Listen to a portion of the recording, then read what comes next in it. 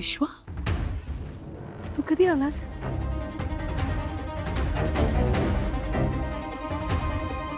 बाबा तुम्ही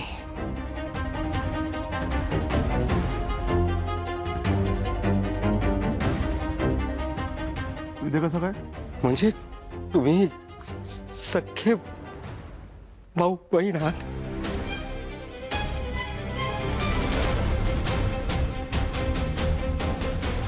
हे मला कधीच का नाही सांगितलं तुम्ही?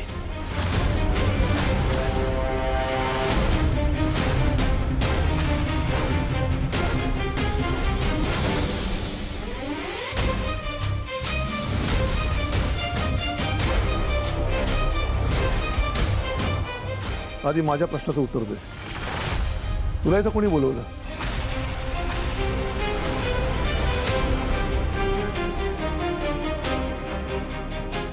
मला जान्हवीने बोलावलं.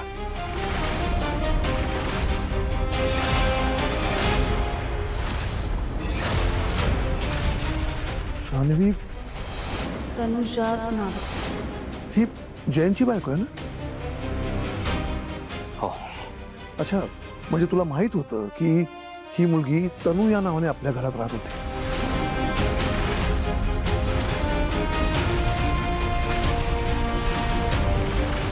आणि तरी सुद्धा तुम्हाला सांगितलं नाही? नाही नाही नाही बाबा, ऐकून घ्या. तेव्हा जान्हवीला मदतीची गरज होती. बस तिची बाजू घेऊन बोल नकोस.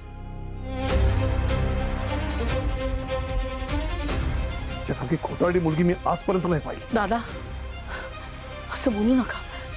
माझी लेक आहे ती. मागच्या वेळी पण तुम्ही आलात आणि नाही नाही ते आरोप केले. तेव्हा पण मी म्हटलं होतं तुम्हाला, माझी लेक खोटं वागत नाही, खोटं बोलत नाही. असं तुम्हाला वाटतंय? बाबा आमचं ऐकून तर घ्या प्लीज. काय ऐकून घ्यायचंय? सांग ना, काय ऐकून घ्यायचंय?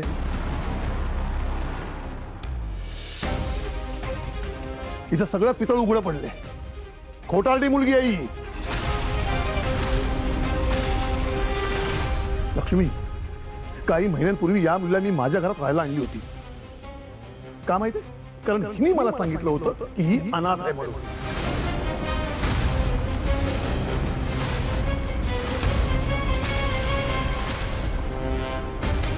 सांगितलं होतंस ना? माझं कोणीच नाहीये. मी एकटी. मी अनाथ आहे. स्वतःबद्दल खोटं नाटक सांगून स्वतःची ओळख लपवून तनू या नावानं आमच्या घरात राहत होती. मला तर तेव्हाच कळलं असतं ना की विश्वाला हिने नादाला लावलंय, तर त्यावेळेस हिला मी घराच्या बाहेर हाकून लावलं असतं.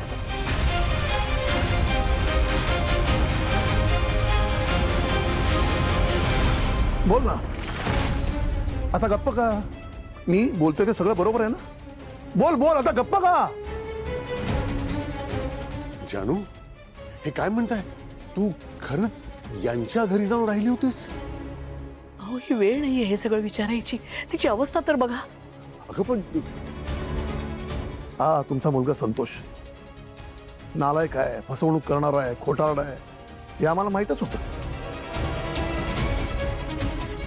पण ही मुलगी सुद्धा त्याच्यासारखीच आहे.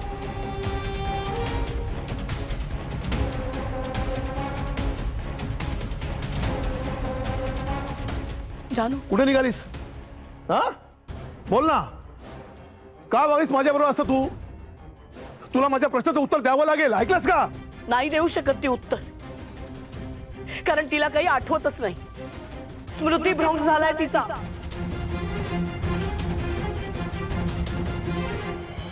मृत्यूभंश झालाय म्हणजे? दादा, जेव्हा ती तुम्हाला भेटली ना, तेव्हा तिलाच स्वतःच्या बद्दल काही आठवत नव्हतं. ती तुम्हाला काय सांगणार? आता सुद्धा तिची तीच परिस्थिती आहे. अजूनही मी तुम्हाला सांगते, माझी मुलगी खोटं बोलत नाही, खोटं वागत नाही.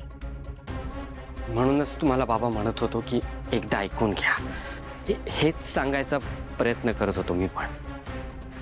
हो काका, जान्हवीने हे सगळं काही मुद्दाम नाही केलंय. ठीक आहे, जे झालं ते झालं. आज तुमच्या आयुष्यात खूप मोठा दिवस आहे आणि तो मला खराब करायचा नाही.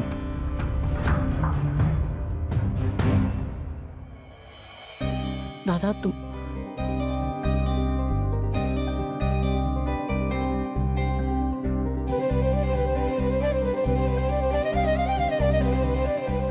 श्रीनिवासराव, आज तुम्ही लक्ष्मीचा शब्द खरा करून दाखवलात. स्वतःच हक्काचं घर घेतलं.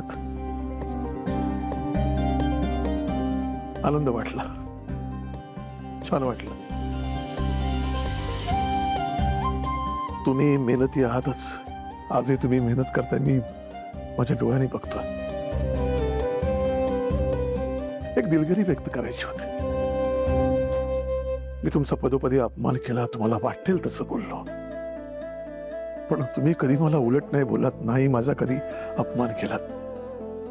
कळत नकळत माझ्याकडनं काही चुका झाल्या असतील, पण मी माझ्या बहिणीच्या प्रेमापोटी किंवा तिच्यावरच्या रागापोटी केल्या. त्यामुळे हो, हे काय करताय तुम्ही?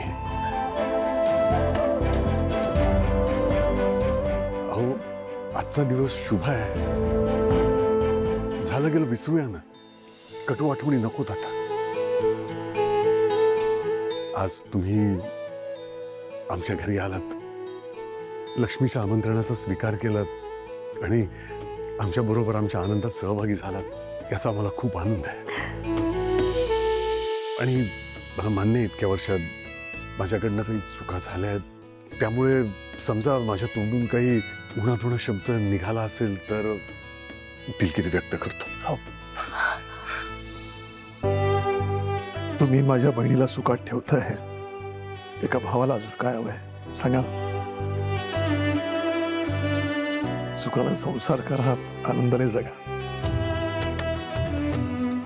आणि हा तुला भविष्यात जर काही माझी गरज पडली, तुझ्या ह्या दादाला कधी हाक मार.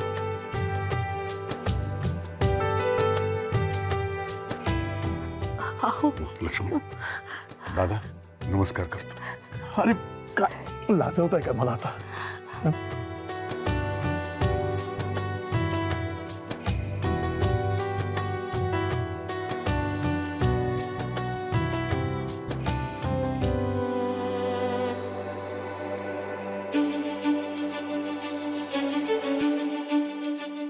अप्पा, तुम्ही सुखात आहात ना? खुश आहात ना?